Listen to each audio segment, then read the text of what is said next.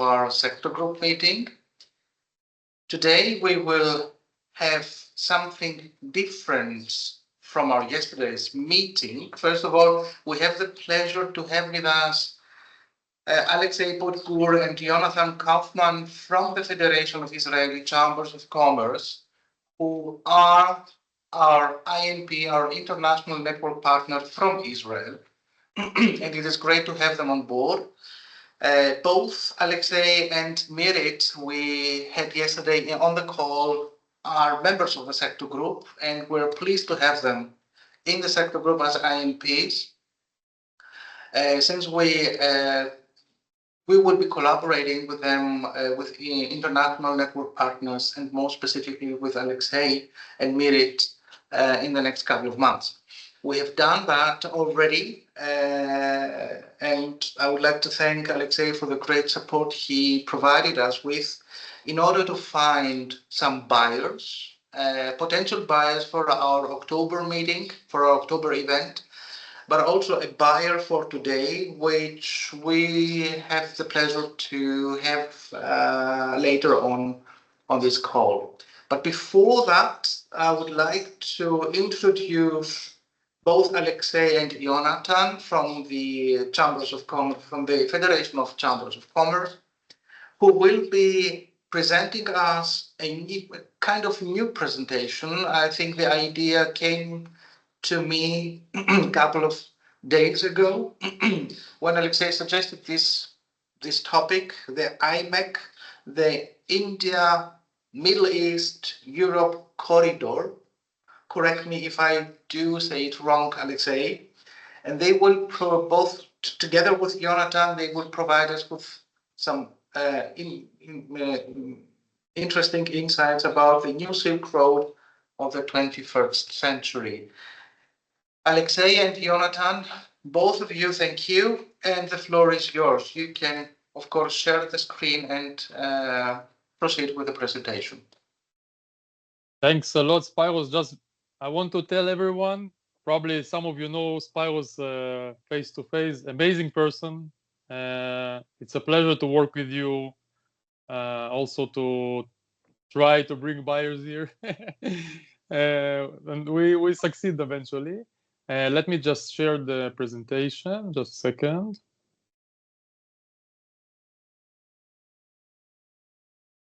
Sorry, it takes time.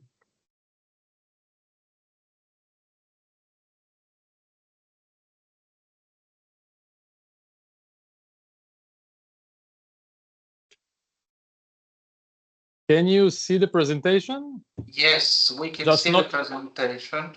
Great. Now you can see it in the form of like a running presentation, right? It's not in full screen, right? It's still not in full screen? Not yet. Okay.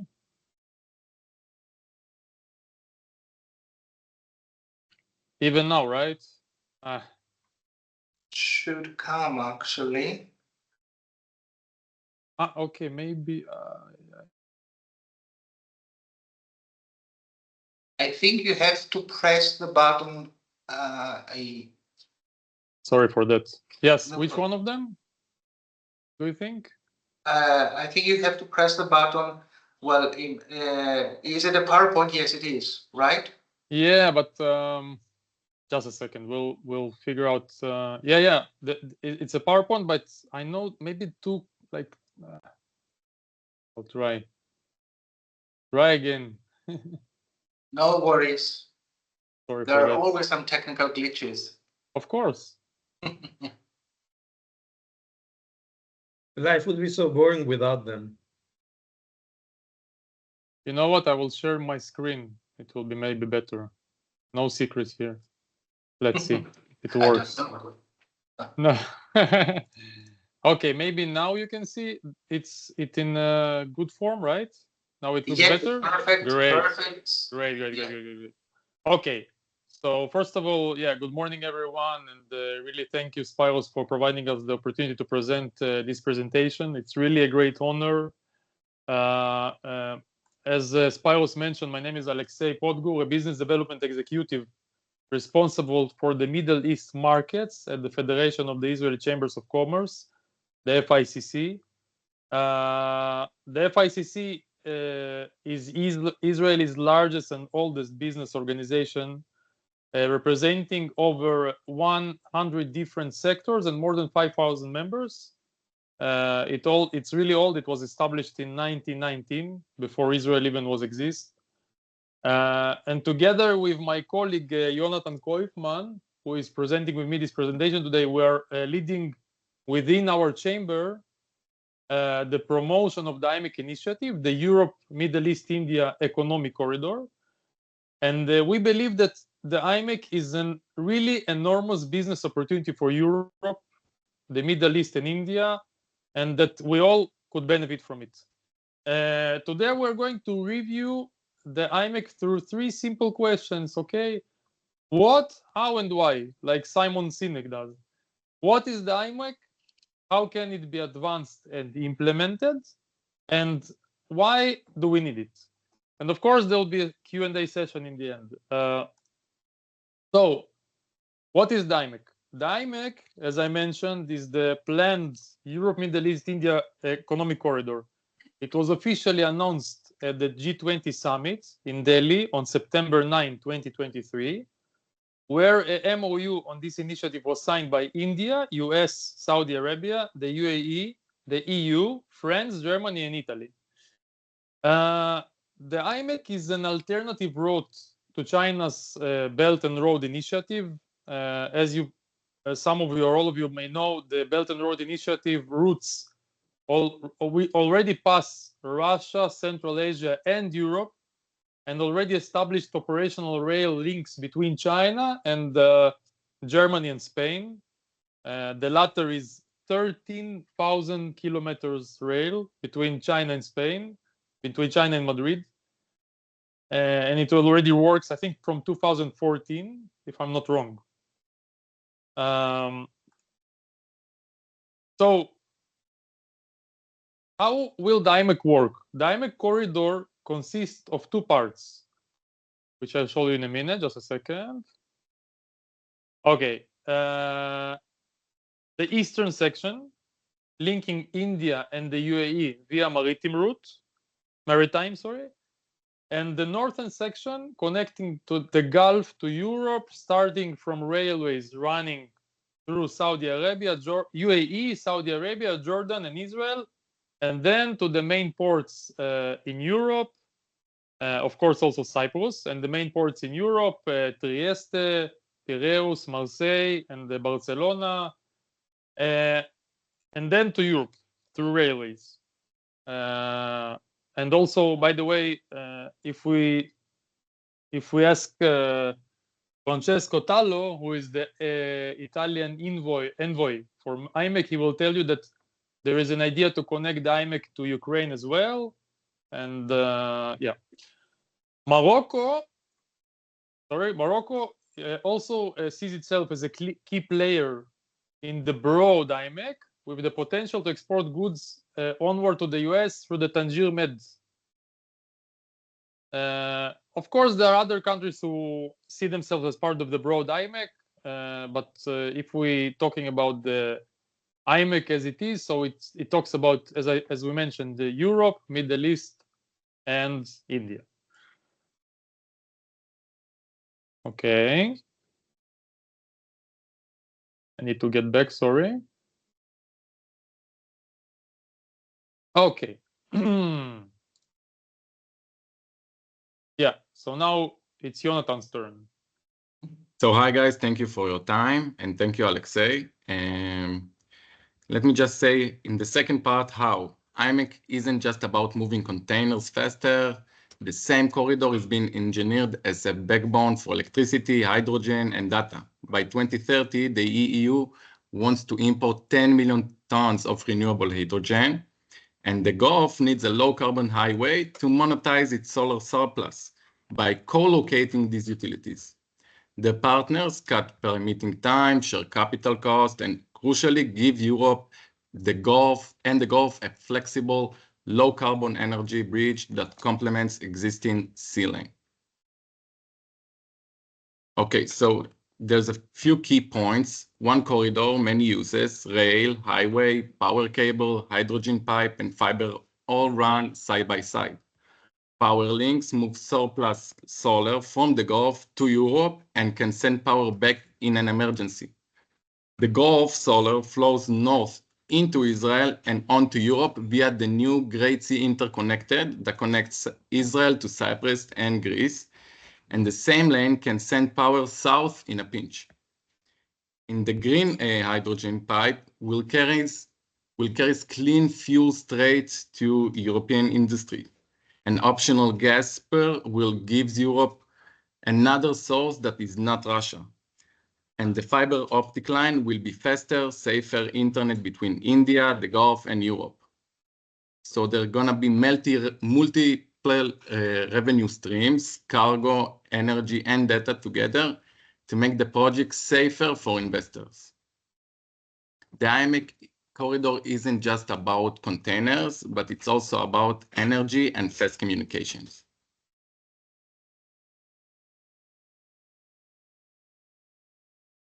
Okay, Alex. Great, thank you, Jonathan. Before Jonathan moves on to discuss the advantages of the IMEC, especially for the food sector, that's why we're here, and of course we don't want to waste your time. We want to give you added value. So it's just important for us to make one point clear. I'm sure that some of you are already aware of the IMEC, and those of you who are already familiar with it know that many people see the IMEC as a project that must be implemented in full scale. I mean, from Europe to India. But we believe that such a broad approach could actually delay the IMEC's realization. Sometimes we learn in life, sometimes when you look too far, nothing happens, right? So our approach is different, is more practical and more business-wise. The India, as we showed you on the map, the India UAE part, the maritime part, is already in advanced stages of implementation. They're really working on that hard. They created a mutual taxation system, etc.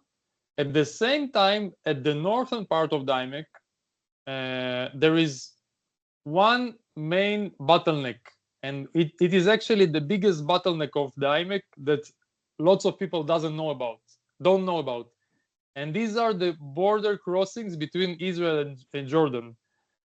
To be honest with you, after working 2 years in the Federation of the Israel Chamber of Commerce, I just know that these crossing borders are a disaster. They don't function as they should be on both sides.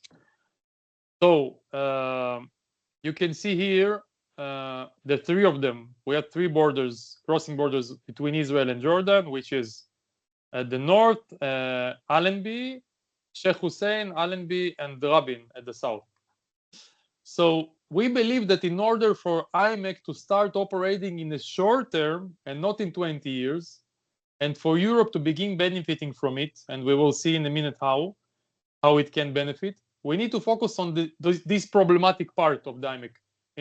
Instead of imagining about hundreds of kilometers of new railway between Jordan, Saudi Arabia, and UAE, like most of the people who involved in the IMEC do, we propose a practical approach, establishing a functional railway between Israel and Jordan.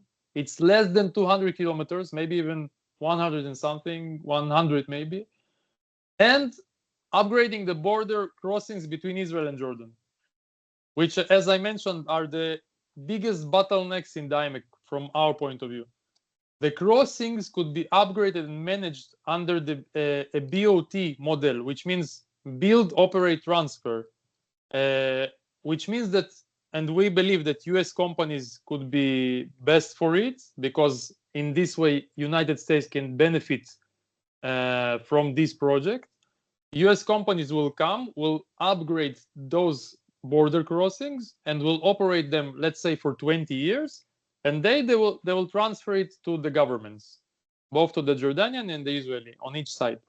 But until then, the US companies can operate them, and then it will work much efficient way than it's working now. We believe that this approach will promote IMEC. It will build trust and will provide real insights into the demand, the logistics, and the future needs of the corridor. Because currently you see lots of think tanks that talking about what this corridor needs. We will not know what it needs until we not start working in it.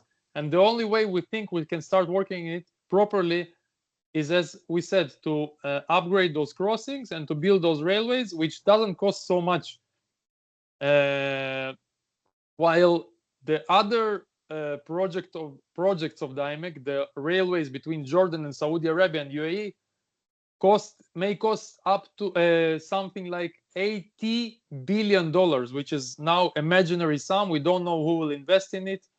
So what we say, let's start from small. Let's start from this part and then move forward. Yeah, now Jonathan. So we talk about the how and the what, and now we can talk about the why. When Alexei and I opened the invite list for today's session, we counted over 100 people from 25 different countries, although some of like 60s are missing the opportunity to hear that now. That simple fact already tells a story. Agri-food has no borders, and all of us have the same headache. How do we move food faster and safer? So let me unpack that in 5 quick steps. Why talk about the new corridor now?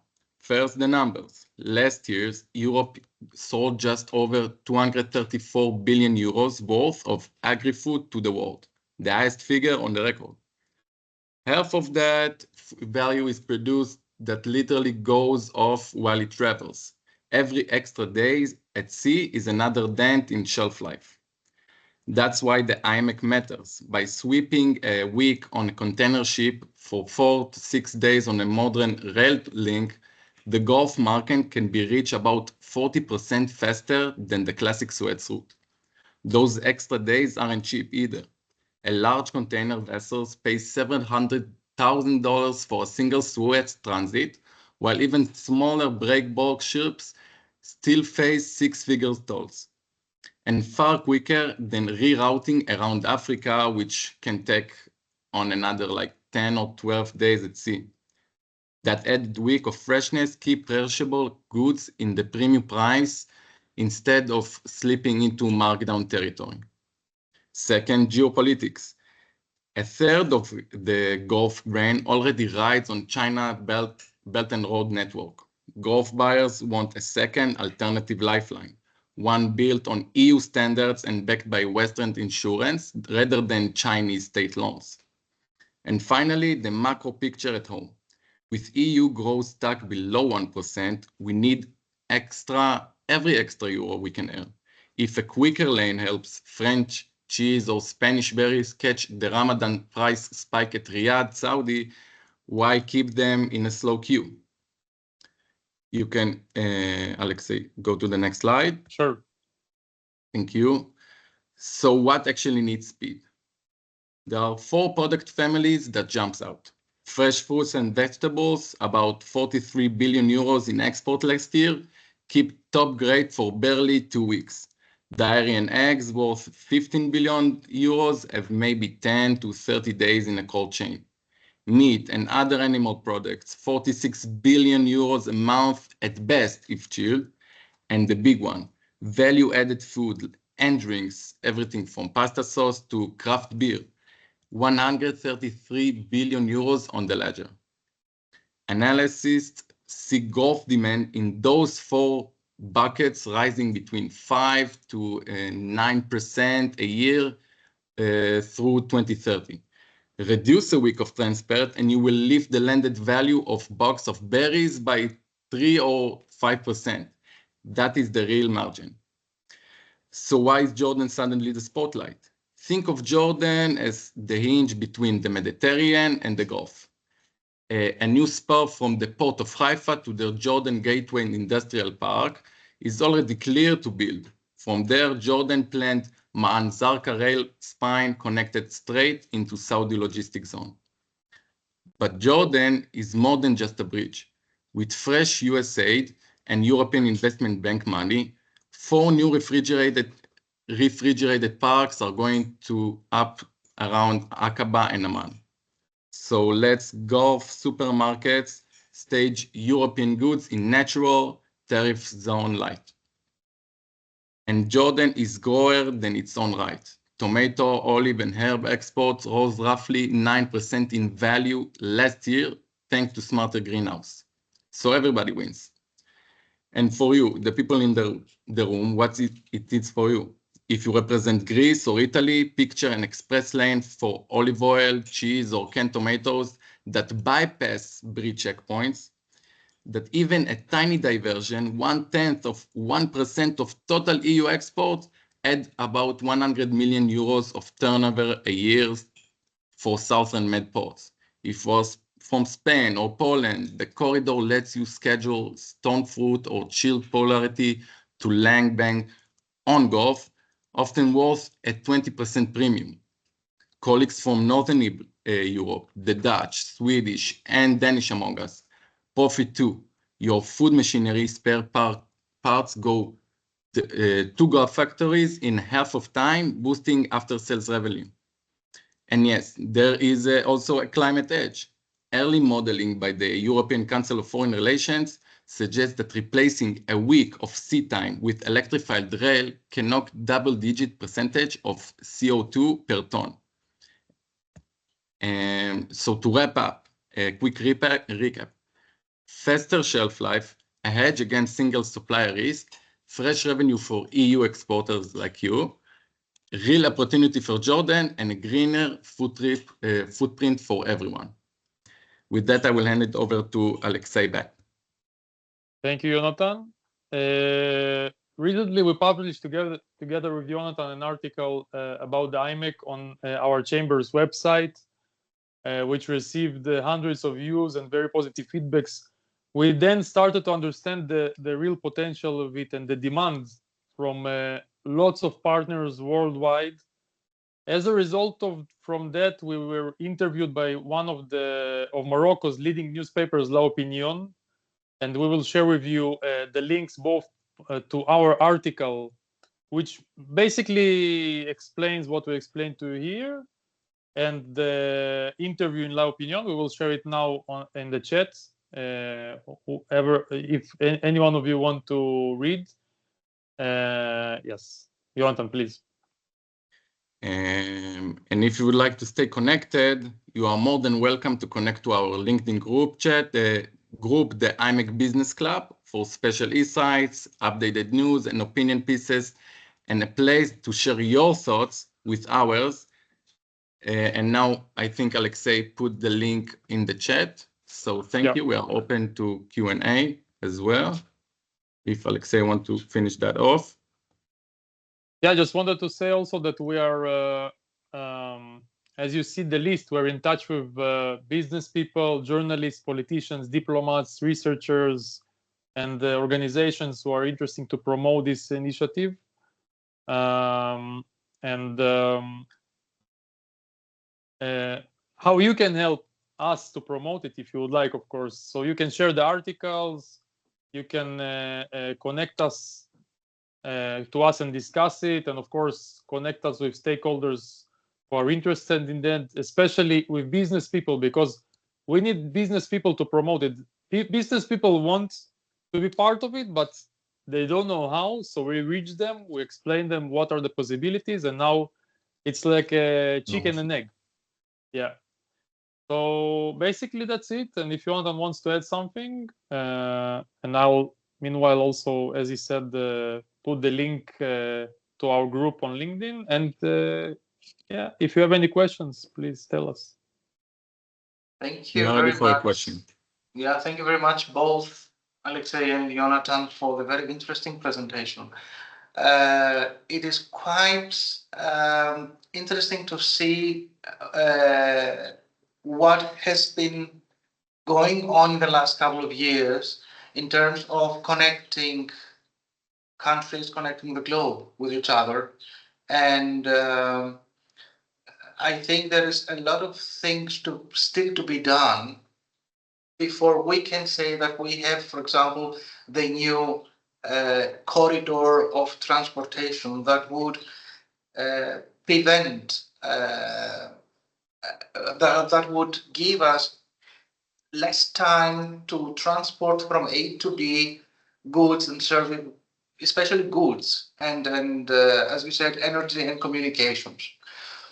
I don't know if actually, to be honest, this is the first time I have ever heard of this initiative, as Alexei suggested it, and I had some time to go through and read some articles about it, which I find really impressive. What has been signed in 2023 among the countries. Of course, promotion is an issue, but on the other hand, we have to take on board all the key players. The governments have to take on board, in my opinion, also some key players from the European Commission. And I'm sure that Sarah McKeels, our project officer, hears us, which who I think would find also this initiative very interesting as such. And perhaps we can, of course, definitely share the presentation and the recording to the European Commission in any case. I don't know if there are any comments, any questions from the audience, anything that you would like to share with Alexei and Jonathan on this topic, or any other things that you would like to share with. Yes, Julia. Well, just put the big white elephant in the room here. So which is the feasibility of the IMEC? Because I see, well, due to the recent geopolitical situation, I suppose there will be many problems related to it. So which is the concrete feasibility? Because it looks like it could be a good project, but how realistic it is, because there are a lot of problems, actually, concrete problems that are not just related to the presence or not present or the railways. Sure. I'll tell two things about it. First of all, it already works. It already works, but it's small scale. We have companies, logistic companies, who for delivering containers from Bahrain or UAE to Israel and to Europe and vice versa. The problem are the crossings between Israel and Jordan, which are not functioning good. Believe it or not, this is what it happens. The second thing is, we are business-wise and we want to change the situation, right? We want to make it better. How we make it better? We bring businessmen and we do business. From my experience, what saves the world, I think, one of the things is business. It's the trust between the people. When the IMEC route will work from Israel to the Middle East in a larger scale, a trust will be built between people. And then, sorry that I'm saying it, but now, I don't know if you know, although what Turkey is saying, like officials, there is a trade between Israel and Turkey. There is a trade between Israel and Turkey. So why is it? Because a trust was built between businessmen, and that's exactly what we want to do. If we build a trust, we can try to prevent, or to maybe it will happen after a longer time, the next conflict, let's say. This is our approach. So it's doable. It already happens. It happens on a small scale. One of the problems are the crossings and not the geopolitical situation, because they are we can solve all the issues, for example, if Saudi Arabia doesn't want the container to go through it, so it can be solved, okay? So basically what we found is that the crossings are the problem, and the geopolitical is less the problem from our point of view, from our experience. Definitely, as Julia also mentioned, the idea and the project is really very impressive to see how much time somebody would save in order to transport goods from Europe to India via the Middle East and the United Arab Emirates. But a lot of questions are still in the air. We have to see as the geopolitical issues are still ongoing. Definitely an issue that we have not to neglect, and I think Dimitris is has raised his hand. So Dimitris, yes, please.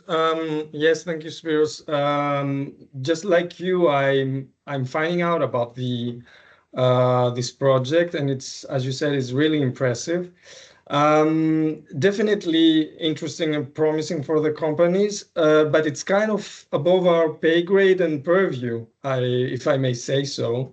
So I suppose what we can do is convey the message to, like you said, Sarah, and the agency, but on our level, there's not much we can do, if not inform our companies about the possibilities, from a logistic point of view. Exactly. If there is any way to support this initiative, we would be more than happy to do that. And I think the most important thing is that the group has a first insight, a first view of what IMEC is, because I think the majority of us didn't know of that. Taking as an example myself, who, as I said before, I've never heard of that. In any case, yes, Ismea and DigiGrow will have an overview about that. They will see the initiative, they will see the presentation. That is good to share it with them. I mean, this is the first thing that we can do as EEN sector group members. And definitely we will be there in case there are further developments in order for these to be circulated among the group. And we never know if the project runs smoothly and we have the new corridor. We would be more than happy as Enterprise Europe Network to support it and to promote it in any case. Just one last thing to say. So we're working on few directions. One of them is to market it, what we're doing now, because it's important people to know.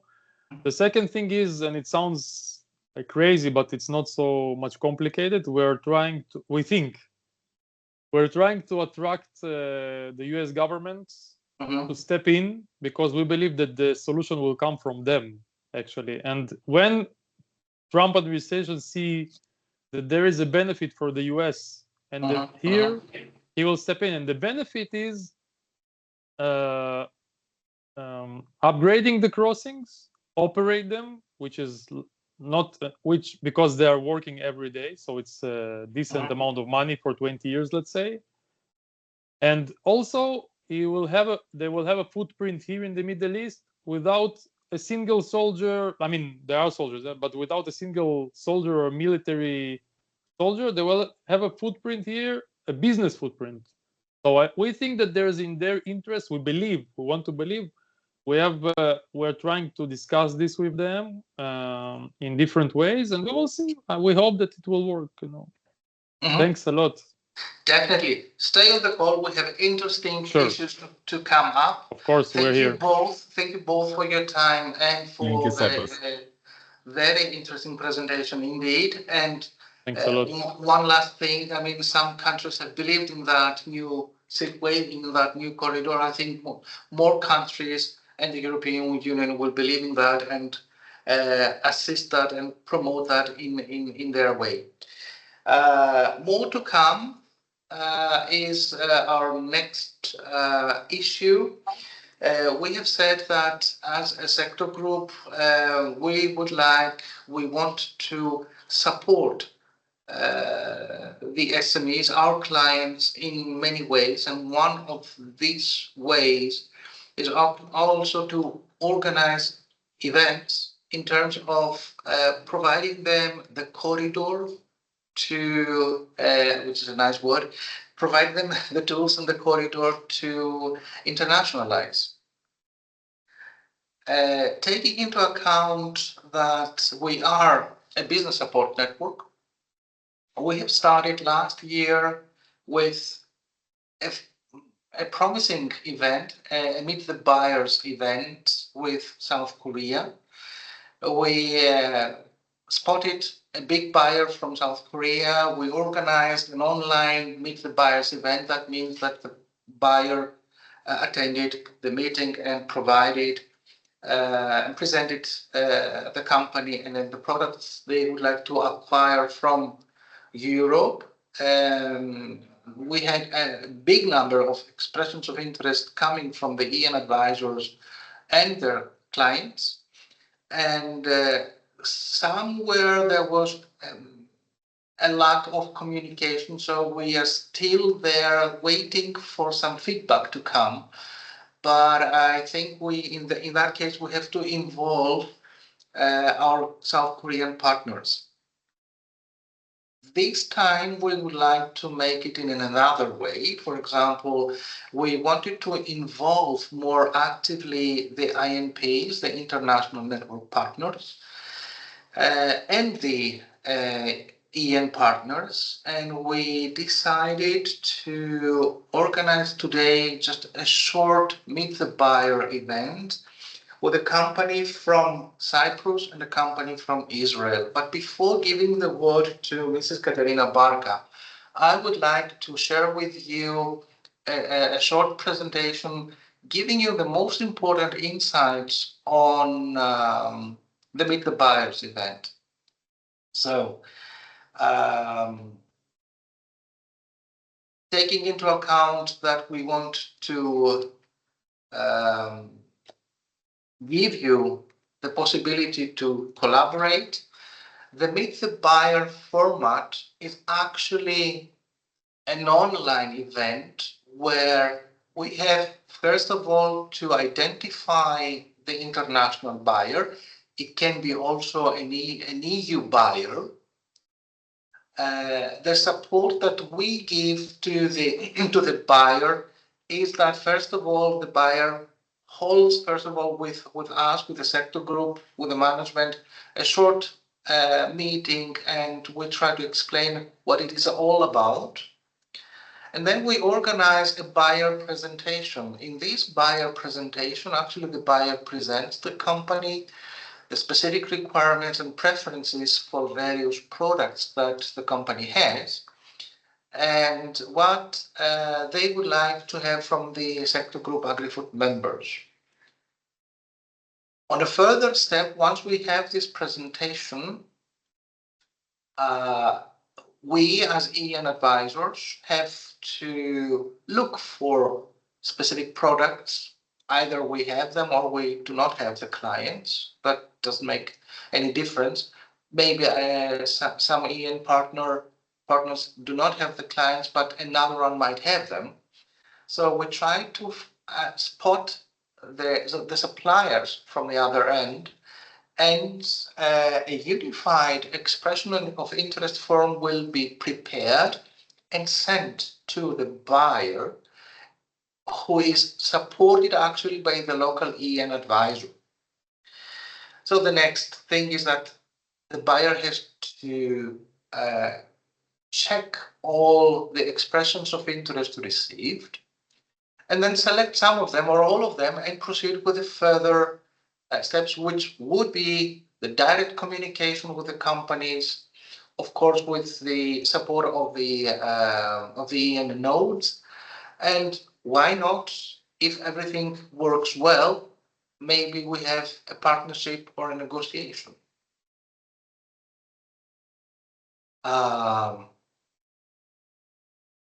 What is still to come, and we talked about it yesterday,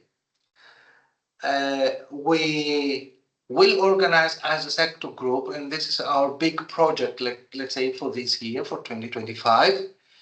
We will organize with the buyers from EU and beyond in the food and beverage sector, agri-food and agri-tech, as we said yesterday.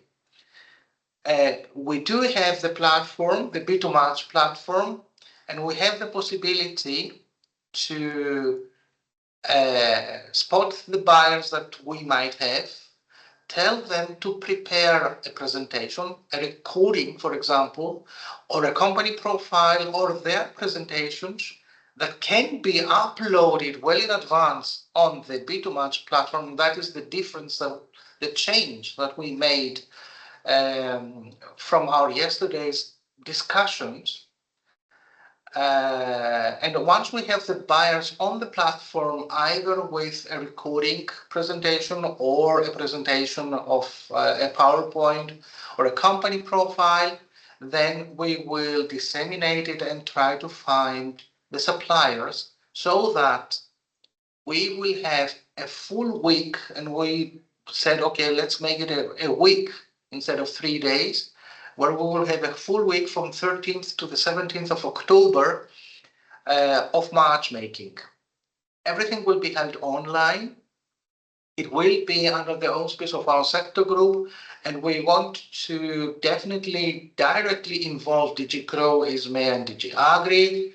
Of course, the thematic group internationalization, the EN mentors to the INPs, to the international network partners, and of course, any other external stakeholders that we might have that would like to act as a buyer. Many of us will be organizing, for example, also other events in the meantime until October. Perhaps it is also a good opportunity to raise awareness of this event to our all to the other events and say, okay, we organize a fully complete and fully online event for the buyers where they will have the opportunity to meet potential clients, potential suppliers from the EU and beyond. And the most important thing is that it is, of course, free of charge.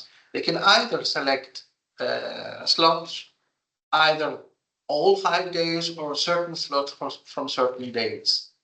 What I wanted also to point out is that the INPs, and this picture comes from the achievements, from the official results that we have had from the INPs in 2024, and we see that our sector group, the agri-food sector, is with 13.8% of partnering and advisory achievements as a second sector in the world. In the world. So first of all, we have digital, and then at the second place comes the agri-food. So there is a huge potential there for our clients, either buyers or suppliers. So the only thing is to try and engage ourselves as much as possible to make this event a real success.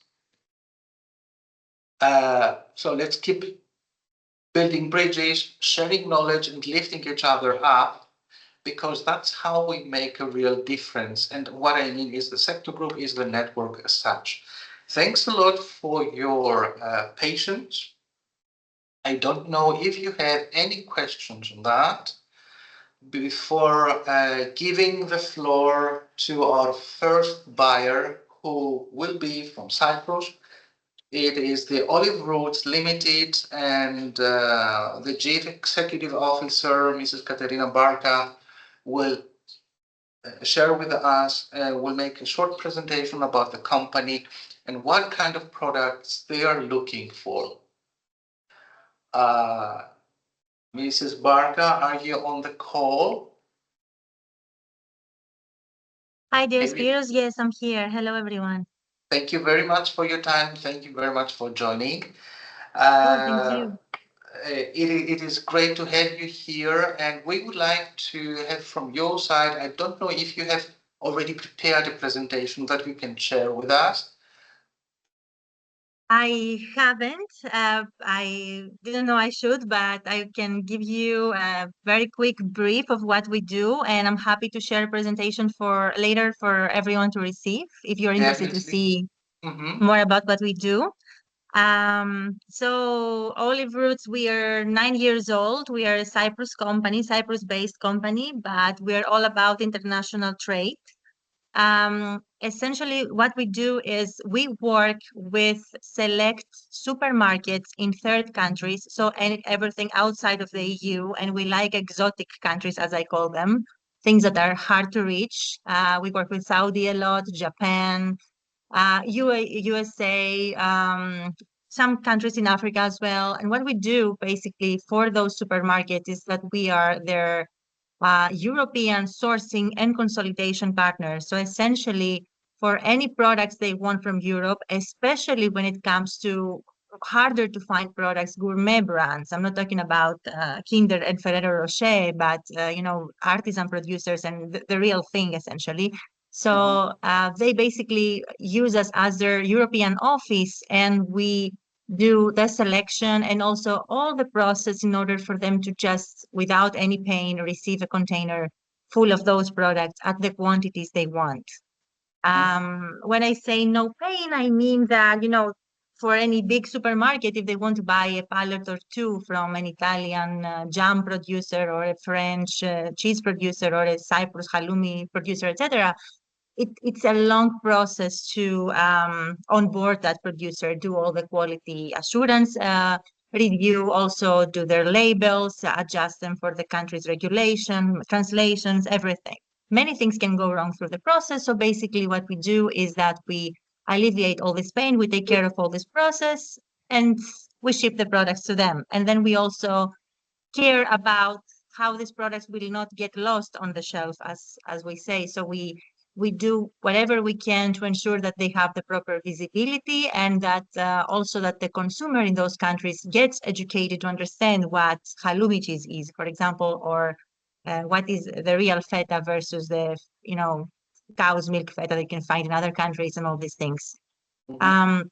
So that's essentially what we do. Now, I think the big question is what products we're currently looking for, correct? Exactly. Yes, yes. So the items that we have most demand for and difficulty in finding new producers are the following. First category that, you know, I've been struggling with for over 2 years is baby food. So baby food from any country in Europe, preferably organic, also snacks, anything that is for kids, but also, you know, there are many products that are advertised for kids, but you cannot write on the label that they're appropriate for 6 months plus old, etc. Usually they have all this nice artwork, but then they tell you that, oh, the regulation says that you cannot write anything about, you know, the age, which means you cannot put them in a baby food section. This happened to us a few times. So yeah, that's a category that, you know, anything that is, you know, biscuits or, you know, all these breakfast meals for babies, etc.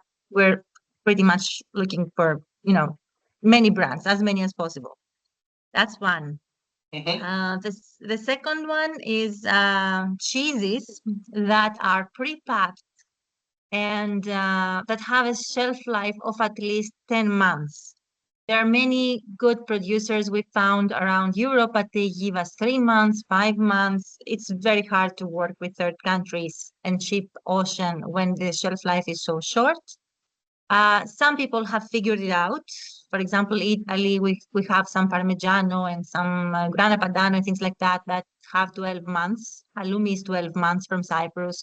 Feta is 12 months, but we're trying to go beyond these items and find more, and many times we struggle with shelf lives.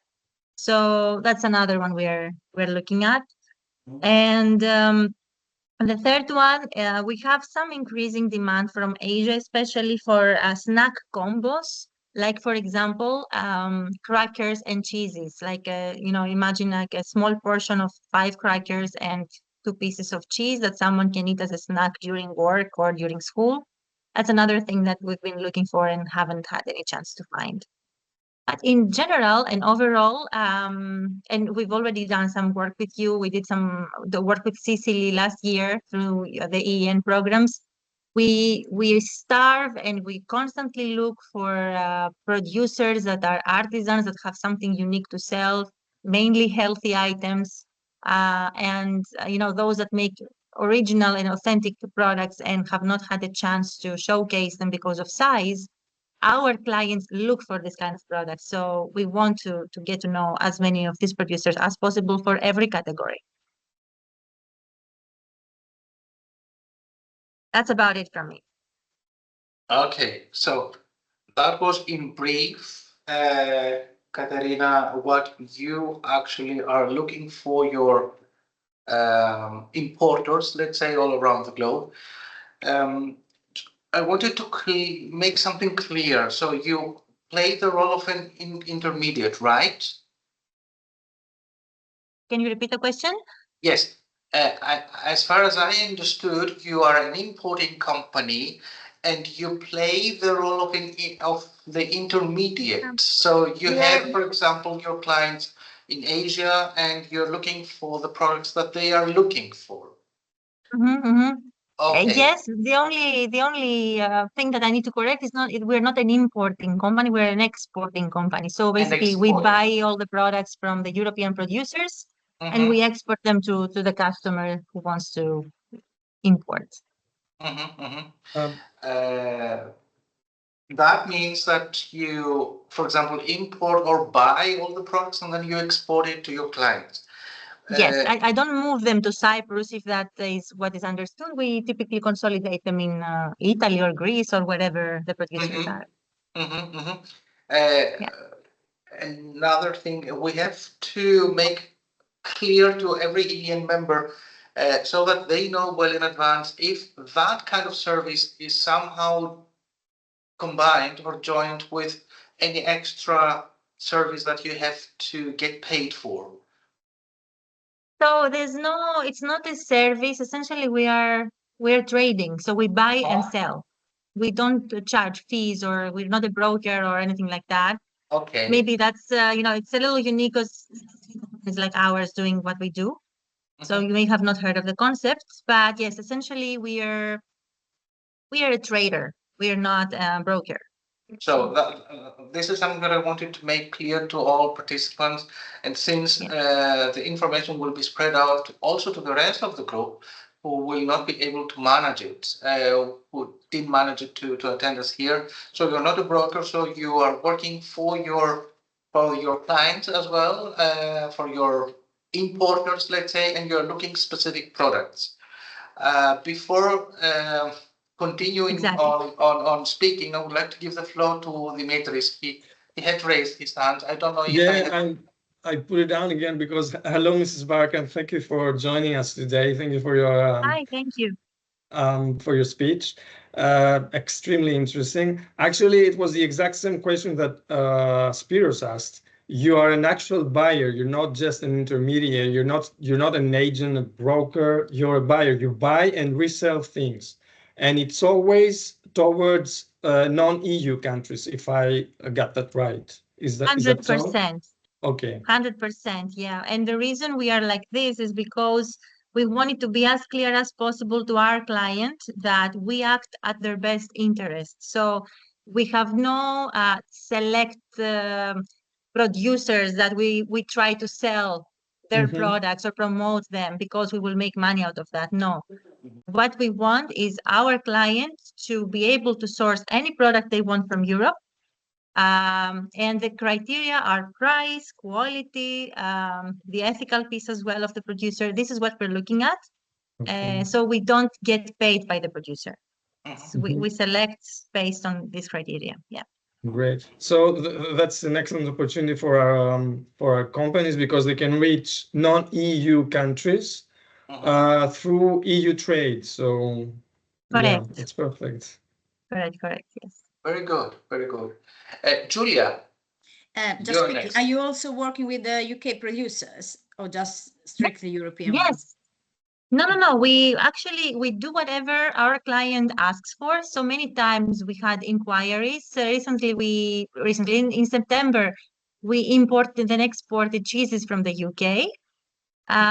So when sometimes the client may have a UK consolidator, so they will not need us, but it happened in many occasions that our clients wanted to put 2, 3, 4, 5 pallets of UK product in their containers of other European products. So we would facilitate that. And we did some also other out of EU trade, like I think it was some Serbia. So whatever the client wants, we will put into the container, but 95% of it happens to be EU. Yeah. And are you also interested in free from products? If we're what? Interested? Free from products, like gluten-free, meat-free products, this type of products. Everything we try to have, we have what we call the vendor book. It has 1,000 pages at this point where we put every product we see that we are interested in. And then when a requirement comes from, a request comes from a client, and for example, they may say, show me free from products, then, I open that vendor book, I find them and I say, here's what we've seen. any product can be in. It all depends at the end of the day on what the client will request. And the more products we have available, it's better for us also because we will service them faster. Okay, thank you very much. Sure. Very good. Very good. Dimitris, yes. Yes, another question. So you mentioned looking right now for baby food, Yes. pre-packed cheeses, and snacks. But I suppose these needs are changing depending on time. You have, let's say, in 2 years, in 2 months' time, there will be other products in demand from your clients. So how do we manage? How do we manage these aspects? I would say that every week there is a new demand of something. Okay. It's very the categories I mentioned are the ones that I had, and I still have a hard time finding new producers.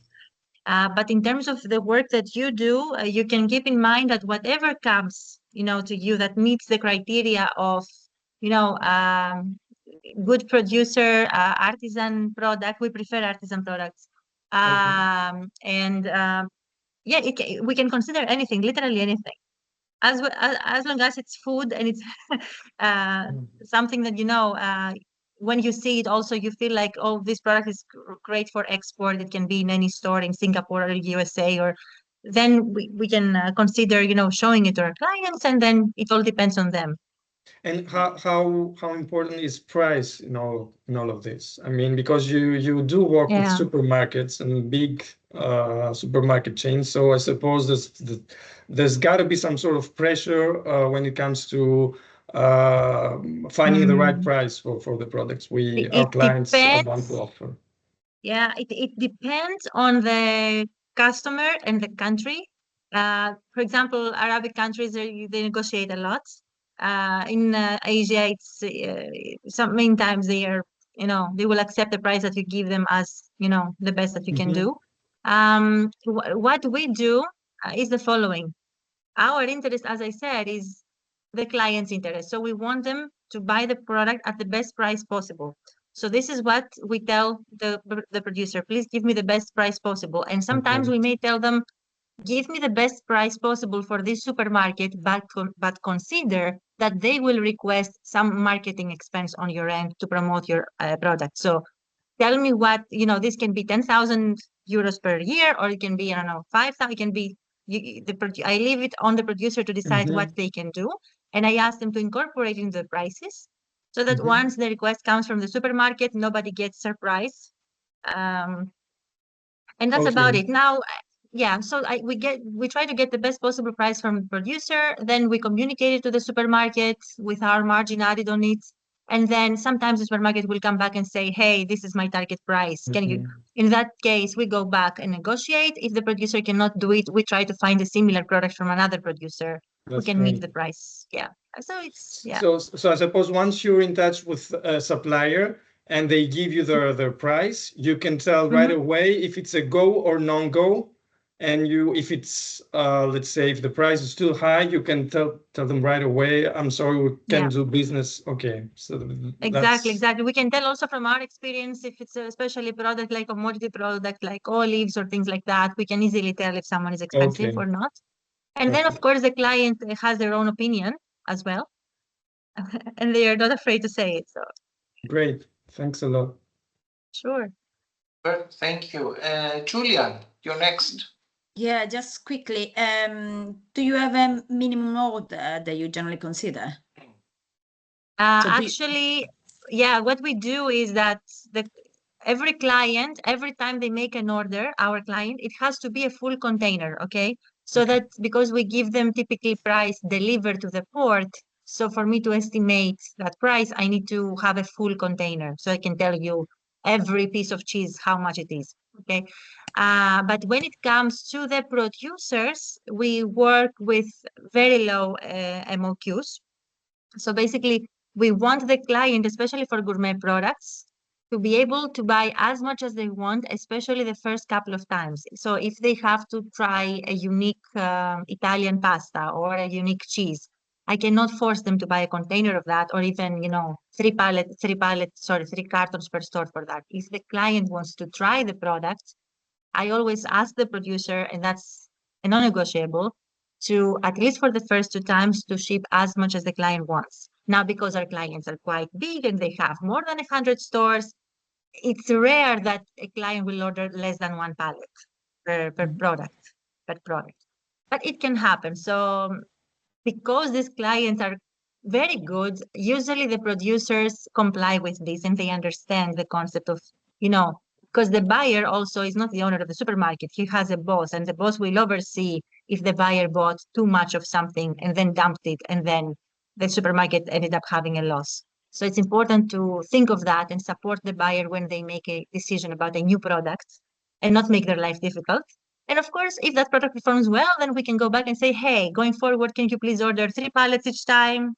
La, la, la. It can always happen. Yeah, actually, I was thinking the opposite problem, especially for small companies that generally, depending on the agricultural sector, they may have not enough food to sell at the same time. Yeah. So it was literally the opposite problem I was considering. I don't think they will have an issue with us because of what I explained, but we always try to manage expectations. So when I will present a small honey producer to a supermarket, I will tell them from the beginning, hey, limited quantities.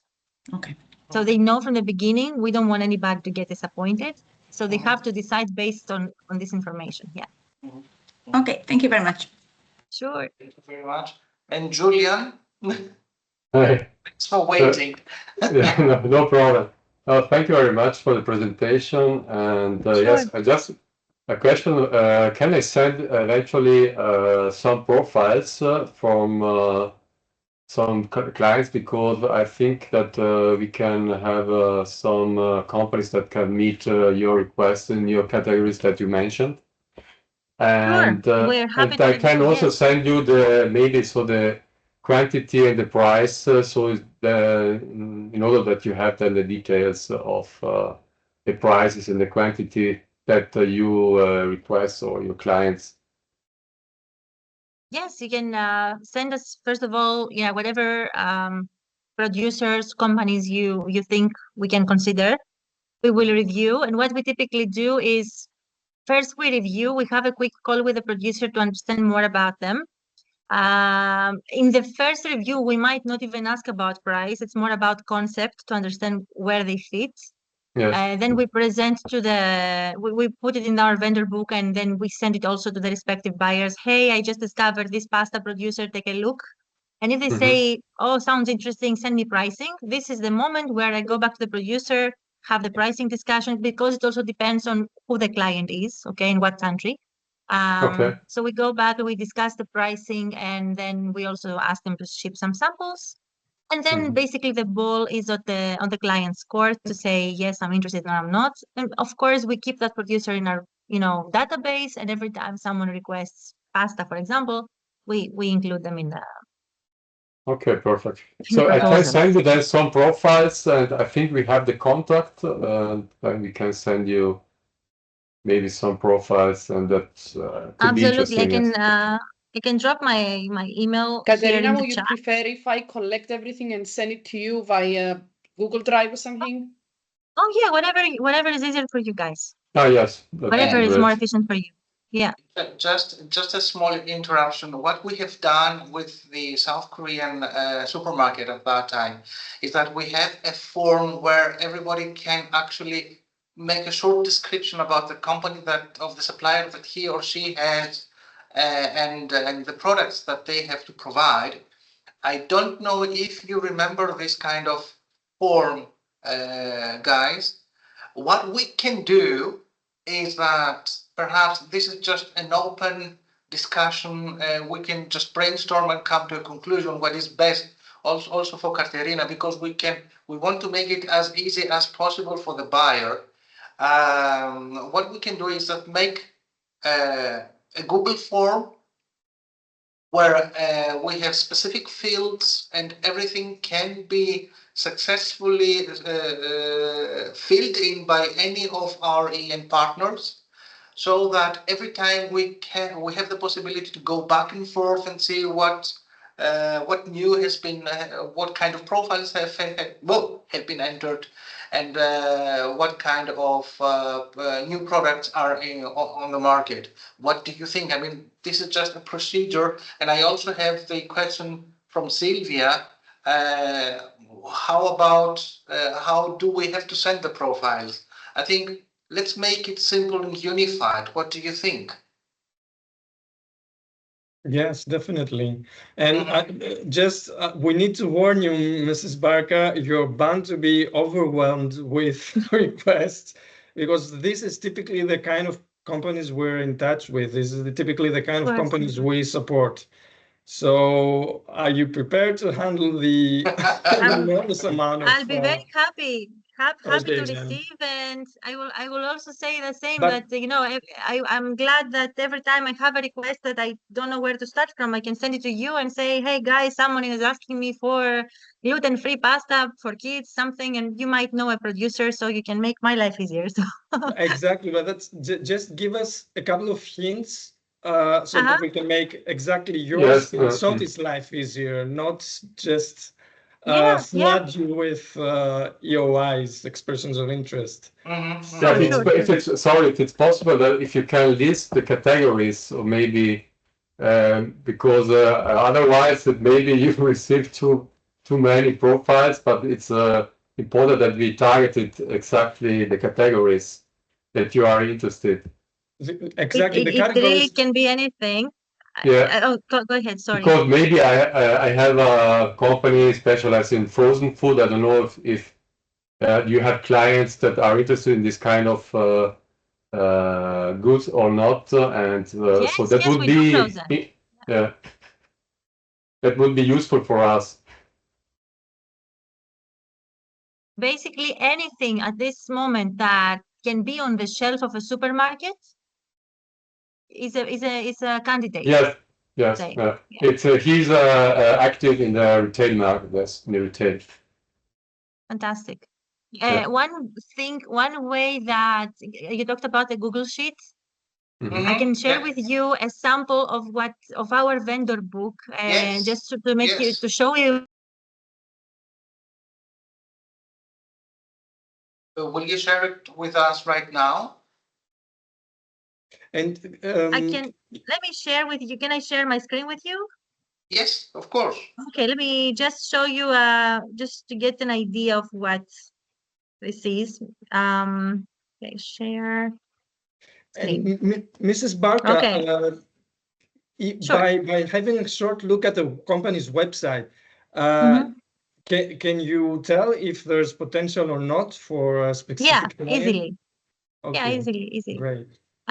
So what you see here is our vendor book. Basically, every time we work with a brand or we see a brand we like, this is a Canva. We put on a page where we just put the name, the country, some photos, and a few things about the product.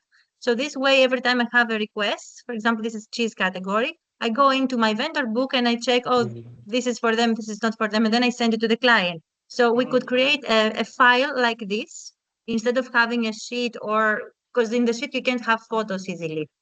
With one quick page with 2 photos and a quick description in the country, and I can flip into it easily and say, okay, these 3 producers are of interest right now. Let's look into them and let's get in touch with them, etc. So that's one way we can do this. Excellent. If this is relevant, this is quite interesting to see, to do something like our own canvas. And I see also on the chat, I try to follow everything that Julia said, that Argioles, you know the company. I see everybody's about Argioles now. Yes. Yeah, they're from Slovenia. I know the owner very well. Perfect. Yeah, So maybe you know Alessandra. They are wonderful. Yes. You see I also saw one of our companies in Arcadia in the catalog. Arcadia Dairy. Family. Yeah, they're our clients. Yeah. Oh, fantastic. Yeah. By the way, Katerina, I think first of all, what we have to do, and we have to do it the right way, share with us what kind of clients you have had so far, because we already have colleagues that they may know their clients, and they can just embrace them and try to give them a further support from the auspice of the network side. This is the first thing.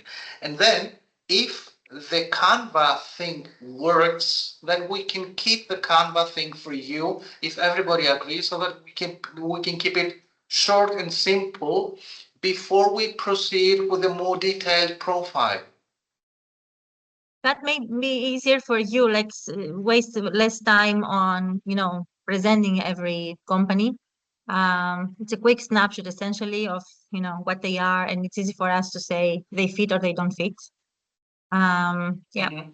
So it can be Canva, it can be a PowerPoint that is shareable, it can be anything that is easy for you. Okay. The main thing that I really like to insist on that, we have to keep it unified. So everybody has to send the same layout, let's say. So if we can somehow unify that and then send it centrally to you, I don't know if Soti would be, or you could share with us, Katerina, the Canva profiles that you have had, so that we can work on them and fill them on a successive way. Sure. I can send you a sample so you can, copy it and make similar. Sure. Or PowerPoint, whatever is easier. Yeah. Even PowerPoint. I don't know if PowerPoint would be easier, but I think we have to think on a bilateral basis together with Sorted how we can do that, how we can manage it. What I wanted to ask you before we proceed is that if it is possible for you to share with us after the meeting a brief document where you list, first of all the products that you have said, the minimum requirements that you have said, and of course the products that are on top priority for you right now. Yeah, sure. I can probably send you a quick profile of who we are, what are the types of products we work on, which is literally everything, as I said, and our current searches. Yeah, sure. And of course, I don't know whether you have managed to follow the Meet the Buyer presentation that I made before about the event in October. And that is a very good opportunity for you just to be enlisted as a potential buyer in this event, so that you can then have the possibility to get in direct touch with the companies themselves. So you will have a full week of B2B meetings with European suppliers, not only, so that you can select them directly through that event. I don't know if you would be interested in that. Absolutely, as long as it's not happening at the same time with Anuga, the big exhibition in Germany, because it's the biggest trade show. I think it doesn't coincide with Anuga. I think it's later. Okay. It's the 13th to the 17th of October. It's completely online, so you can do it remotely from wherever you are. Is any place where we can find meat producers in an efficient way, so we can meet as many as possible in a short period of time? You can just consult the network itself. We are there for you, actually, and this is our work. We have to bring you in contact with the producers. Yeah. Exactly, that is very correct that Evgenia says that in the chat. And maybe there are some products that you do not need because you have many suppliers, for example, olive oils. And I think this has to be mentioned in your mini profile or mini document that you will share with us. I'm going to say that I don't want to exclude anything for the following reason. Olive oils, yes, there are many.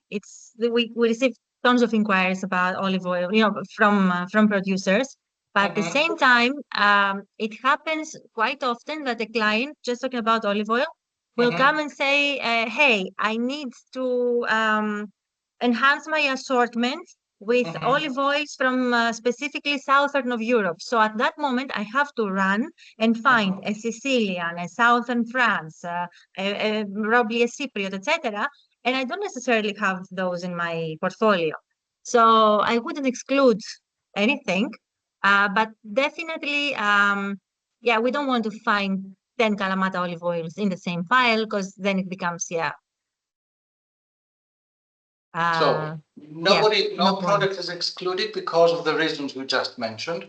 But as I Exactly. said, the only exclusion criterion would be the full container, right? No, there's no there. No, if the producer has MOQs, yeah. If the producer says I don't want clients that buy less than full container, yeah, we cannot work with. Yeah, because that's exactly the point, that the client can buy as much as they want.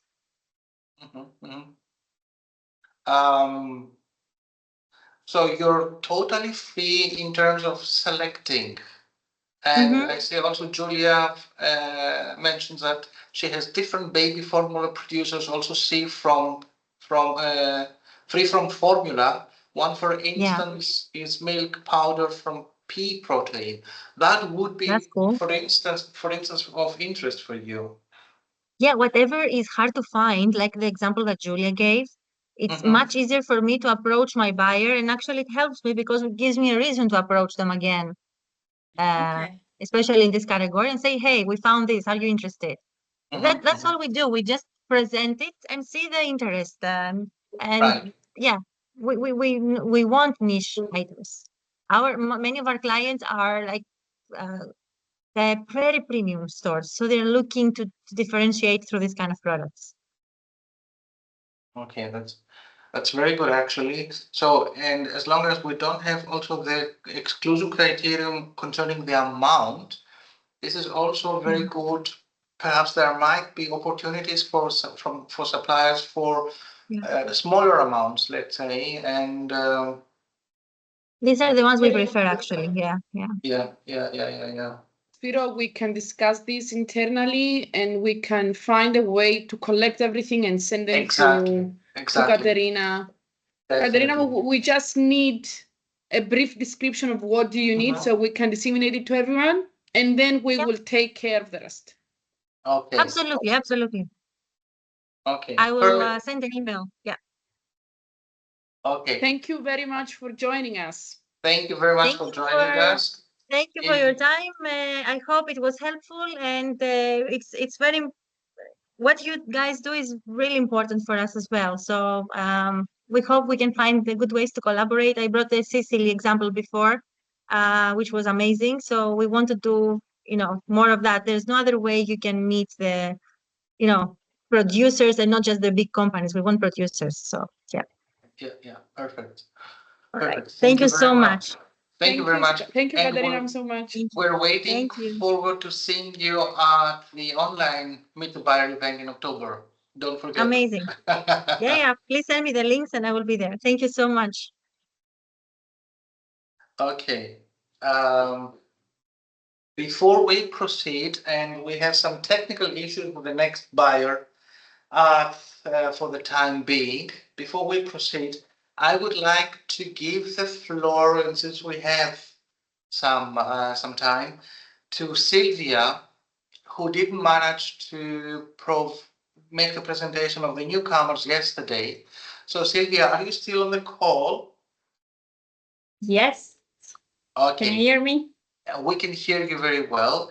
Can you share with us the screen so that you can do the presentation from yesterday? And I hope that the technical issue with the next buyer will be solved soon. Okay, I have to share the screen or you do it? Can you share the screen, please? Yeah. Okay.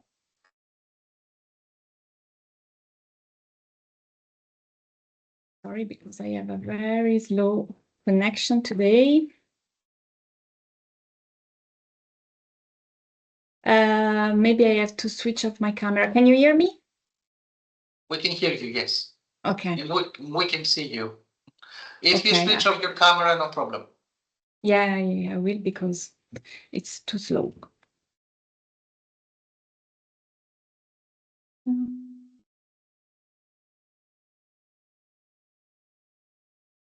Sorry. Good morning, Spiros. How are you? I'm fine. Sorry for the delay, guys, everyone. Raphael, give me 1 second. Thank you for joining. We managed it. Give me 2 minutes. We have a small presentation and then you're next. Thank you very much. Thank you very much for joining. So, Cynthia, go ahead. Yes, I'm sorry, I cannot. Shall I'm I do trying that to for share, but you? it's... No problem. I can do that for you, no worries. Thank you. So, I'm gonna share the screen.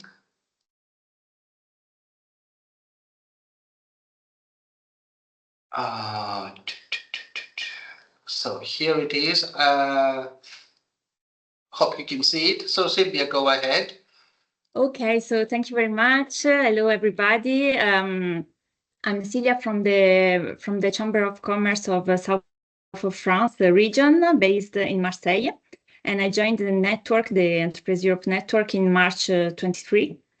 So the main objective at our Chamber of Commerce, I work at the international department of the Chamber of Commerce, is to support companies that wish to expand their business abroad. So our region is very rich in terms of agri-food products and agri-food industry. We have a geography and a climate that lend themselves well to the cultivation of several types of products, and also organic cultures are very developed. So I think all of you should know the rosé from Provence, but of course also olive oils, fruit and vegetables, and all the derived products, honey. So we are very active in supporting agri-food companies in our region and their export. And yes, for next year, I really would like to organize an incoming of international buyers in our region in order to meet local producers and visit their factories. So do not hesitate to contact me if you could be interested in this kind of activity. And I hope to meet you all at the next physical meeting. Thank you very much.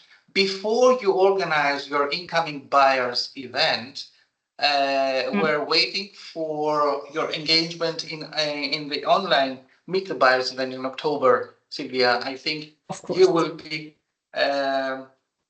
hunting the buyers. Yeah. And to this, I would like to know, I wanted to ask, when will the platform be opened?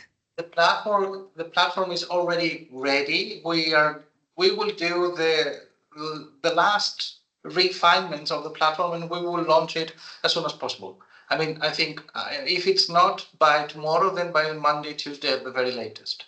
So okay. You will have a lot of time to promote the event as such. Perfect.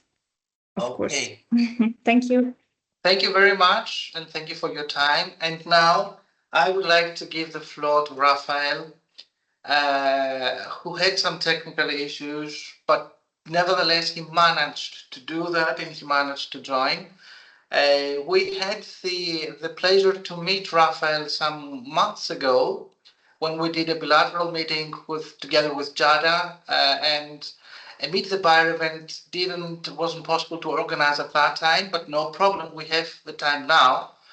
Raphael, thanks a lot for joining. Thanks a lot for your time. I know you are on vacation.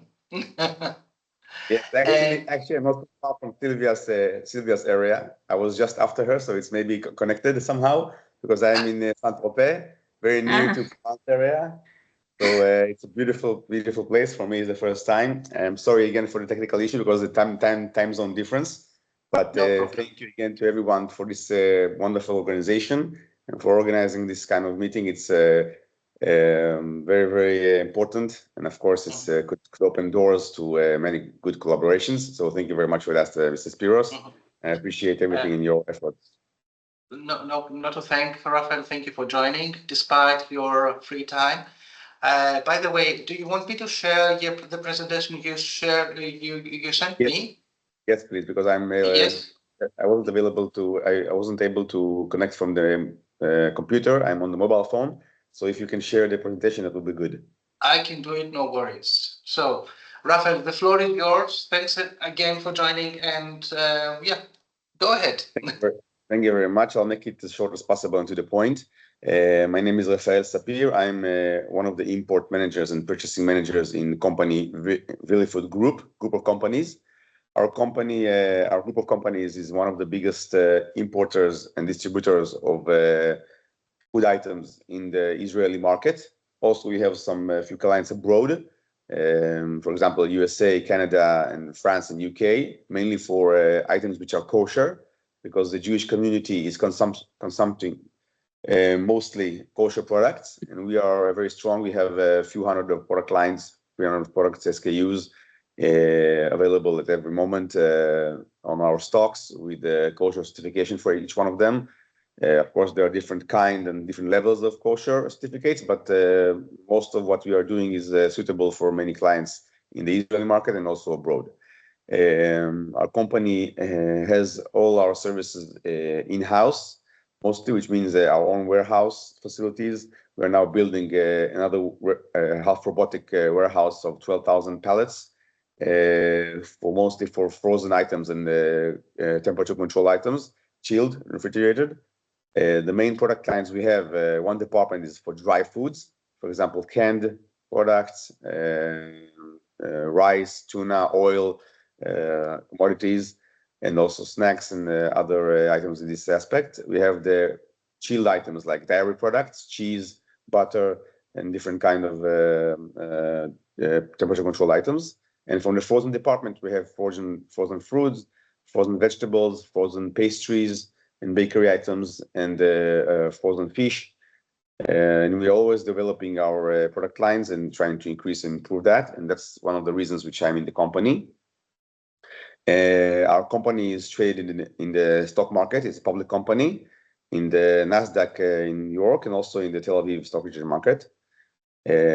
Also, we have our own fleet of trucks and a very, very big sales department. And we are approaching all the points of sale in the country, more than 3,500 points of sales. So basically, we reach all the country, the private sector, and also the chain stores, small and big. And as you can see in the presentation, our company keep increasing the turnover over the last few years on a regular basis. And we're hoping to maintain this kind of increase and this kind of results. And we are hoping to find and locate always good, reliable new suppliers for our product lines. Each items which we are doing, we are also trying to maintain the good price level, entry level of prices, so we can reach to every pocket in the country for every end consumer. It's very important for us to maintain a good price level. So in this aspect also, this is why many companies are purchasing our products. Also, we are doing private label. We are doing mostly our own label, but also we are doing private labels for some of the chain stores in the market. The main goal of our meeting here together is to find good new partners in the fields which we described above, which I just described. And for example, right now we are developing the frozen fish department, adding some more products like frozen salmon, frozen tilapia, and some other items as well, smoked salmon. And always we are trying to search the correct and right partners. So I'll be happy to get some good connections through this meeting. And thank you again, Spiros, and all the team for this wonderful occasion. Thank you too for joining and for the very valuable presentation you shared with us.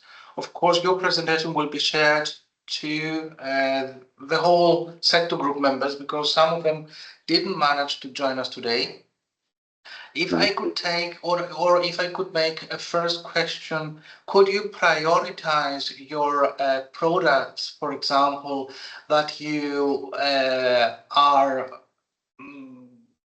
looking for very urgently, what would they be? I would say in the frozen foods department, which means frozen foods, frozen vegetables, sorry. In the area of frozen peas, frozen green beans, whole and also cut, frozen corn kernels, I mean. Also, frozen pulses could be an item, for example, frozen chickpeas. Most of the items, all the items which I'm talking about, could be also in the retail pack version, like 800 grams for the retail market, and also 2.5 kg size for the food service market, because we have also a very big department, successful department for the food service and the HoReCa market. So it has both of the pack types, small and the bigger one also. And from the frozen fish, also frozen salmon, frozen tilapia, as I said before, it's also important for us, and also smoked salmon in packs of 100 gram and 200 gram. And are there any minimum requirements for the products before they reach you? I mean, do you require a specific amount of quantities, or a minimum amount of quantities that you would like to import? Most of our imports are done. All our imports are done only in large scale volumes, full containers, 40 foot or sometimes 20 foot, depends on the loading ability. We are buying usually contracts of large volumes and then shipping them partially based on the requirements. So it's done usually in large scale. And also some companies, some suppliers and factories are worried or concerned about the kosher issues, kosher certification issues. But I would like to say that it's not such a major point here, because Billy Food Group is connected with all the kosher entities around the country and also in the world. And we are able to solve the kosher issue quite easily and we are doing this from our side in collaboration with the factories, and it's not a major issue. Even if a factory was not dealing with kosher items before, we could help and start this process with them together. So that means if a product is not... We're doing it on our expense. We are paying for the rabbis to come to examine the factories. We're paying for the flight, for the accommodation, and all these kinds of things. Okay. So you do handle the kosher thing by yourself in favor of the client. Yes. We're very well connected with everyone, because we are doing it for so many years, and with all the entities, everybody knows us, and we are solving this. It's not a major issue, actually. Some factories are concerned about it, but we are solving it quite easily. Okay, perfect. I don't know if there are any questions from our colleagues. Not yet, but perhaps there are also some questions to come. So that means... I believe that starting to work together with the correct companies, everything will be done along the way. All questions will be answered, because this is more into the specific details. It's more now it's just a general acquaintance, but in the future step we'll step into the more deeper correct information, quantities, types, sizes, and all these kind of issues. Exactly. I actually do have a question. Yes, go ahead, Patrick. Yeah. It's somebody else. I raised my hand, but it was somebody. No, you raised your hand, so go ahead. Okay, go ahead. Fine. No, I was wondering, are you looking for specific countries? Because if you're talking about frozen foods, I was thinking about my own country, Belgium, the region, well known for frozen food, for frozen vegetables. Or is it no matter what country? It's really looking based on the kind of products you are. Patrick, sorry, I was not available in the earlier presentations. Your company is from Belgium. Which company? I think the frozen companies, the big ones, you have really big players Greenyard and other frozen vegetable companies. I can share it with you. You can have a look at it, but I don't know they are that big, and perhaps you're already connected with them. Yeah, some of the companies maybe we know already because we are also coming to all the exhibitions and trade shows in the world. And usually we know many companies, but of course, some companies maybe are not shown there, so we couldn't reach them or something like that. It will be very helpful to get acquaintance with your with the companies which you are offering. And most important is to work directly with manufacturers. Sometimes we work with the middle agents. Sometimes it depends on the country and the type of the business. For example, in China, sometimes we work with some middle agents, but mostly directly with factories. And even if we work with an agent, finally the documentation is coming directly from the factory because we have a regulation process here, and the regulation process has to be done directly with the factory. But of course, we are protecting the interest of both sides, and everything is okay in this aspect. I'll be happy to get in touch with Belgian companies. I'm already in touch with some Belgian companies for the frozen fries business because we're doing frozen fries and also frozen vegetables. Also, we are interested to start the frozen fruits like frozen raspberry, strawberry, and these kind of items. This is also done in Europe, not in Belgium, I think, but in more East Europe. Anyway, I'll be happy to get acquaintance with the company that you offer, Mr. Patrick. Okay, it's fine. Thank you. Great. Thank you very much. We have also another question from Florian. Florian? Yeah, I got a good client producing fish specialities, and they are mostly catering cruise ships and airlines. Do you have this clientele as well? As I said, we have department for the food service business and the HoReCa business. I'm not so sure exactly because I'm not in touch. I'm not responsible for this department myself. But for cruise ships, I'm not so sure. I know that we are selling to hotels in Israel, hotel chains, sorry. It's possible to get a connection with such kind of factories, and let's see if we can manage to enter the products to our product line. We can examine this. Okay, I get in touch. Out which countries? From which countries are the suppliers, the manufacturers? It's a German company. Very nice. We can examine that, of course. I think the German company is more of a processing, right? They're not growing. They're usually processing fish. Yeah. No problem. No problem. It's okay. It's okay. And also salmon in large quantities. Very nice. Excellent. Do they do also for salmon, smoked salmon? Yep. Excellent. It will be very interesting for us, actually. Thank you. Apart from the frozen products, Raphael, would there be any other kind of products that you would be interested in, just in general? Or is it something that you would like to share with us at a later stage? Actually, we're very flexible in our product lines because we really are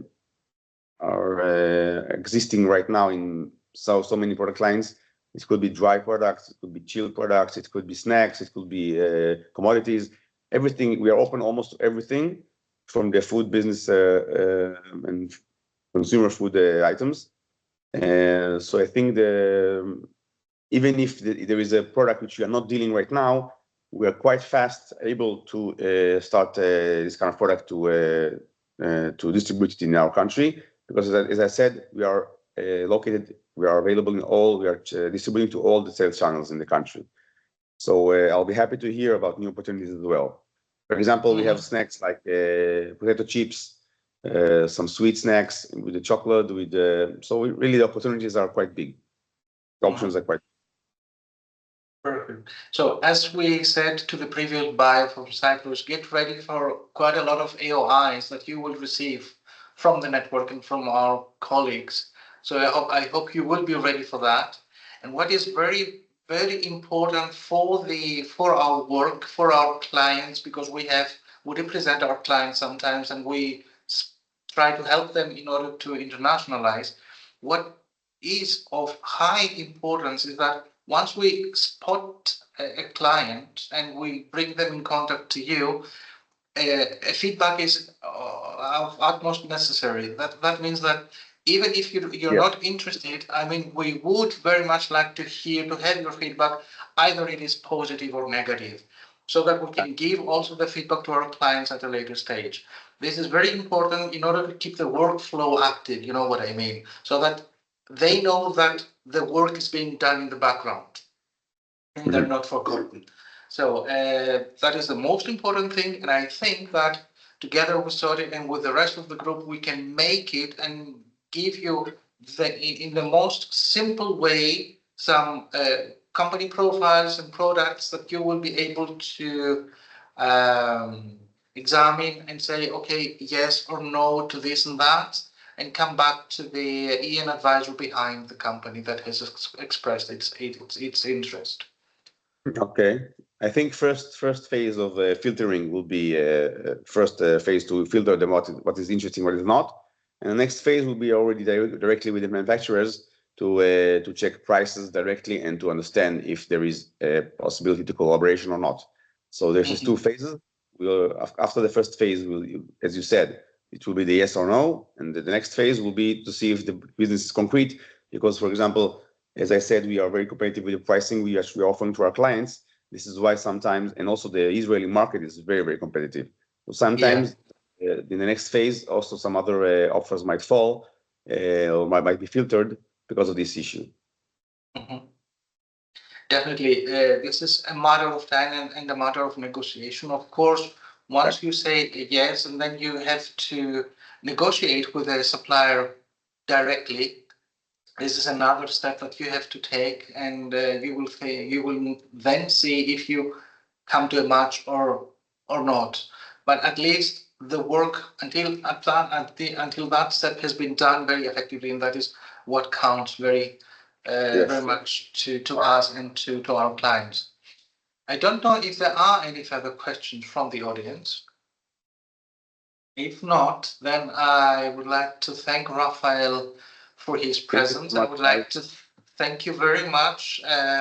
We will be in direct contact in any way. We will let you know once we have some first inputs from our colleagues on companies and products that they have spotted. And together with Alexei, you will be contacted and you will be kept up to date on the next steps that we're going to make. Not to forget about our October event. In October, we are organizing as a sector group from the Enterprise Group Network, we're organizing a big Meet the Buyer event, which will be completely online. That means that if you would like, we can make a recording about your company and the products that you're looking for. It will be uploaded on the Bit2Match website, and then the suppliers or even you can ask for meetings, and that will be pre-organized meetings that will take place through Bit2Match, the platform, and you will have the possibility to select days and time slots where you will meet directly with the companies. I think this is of high interest, or might be of high interest for you. Just to let you know, it will be launched next week at the very latest, so we will keep in touch also about that. Great. Thank you very much for everyone. Thank you very much, guys. All the best. Thank you very much, and you're now free to continue on with your vacation. Thank you. Thanks a lot. Thanks a lot for the short break. See you soon. Bye-bye. Okay. Good. We're almost done, ladies and gentlemen, and I think it was great to have these two promising buyers.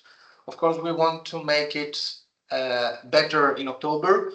I don't know if there are any further questions, ideas, anything that you would like to share with us. Don't be shy. Spiros. Yes, please. A quick question about our next meeting in Athens. Yeah. You said that you were considering organizing a training as well. Yeah. Will that, if that finally takes place, will that be on the third day or within the 2 days of our? It will be within the 2 days of our meeting. Okay. So the first day is the 5th. The second day is the 6th of November. So these are the 2 official days of our meeting. Okay. And on the second day, we plan to do the decentralized training, which will not take the whole day, I presume, but perhaps a half day. We will see how we will organize, and we're waiting also for the feedback from the external trainers. But it will be on the second day. On the third day, we plan to organize a bit too much at the trade fair in Athens, which will be agri-tech and food pack. These are the 2 topics, just to let you know. But of course, more to come in the next weeks. I hope we will be able to give you a more precise overview before the summer break. Okay. Okay, if there is nothing else to add, I would like to thank you all for your patience and for your time over the 2 days. Certainly, we will have to work out the process of how we will collect and contact our 2 buyers today, so that we can just bring the whole thing into movement. And I would like to, as I said, thank you all. I wish you all the best for today, and looking forward to meeting you again at the very latest in Athens in person. But before that, we will be able to do some online meetings with the work packages as such. Take care, all the best, and see you soon. Thanks for organizing and leading. Thank you. Thank you very much. Thanks a lot. Great seeing you. Bye-bye. Great seeing Thank you. you. Thank Bye-bye. you. Bye. Bye. Thank you. Bye. Bye-bye. Bye.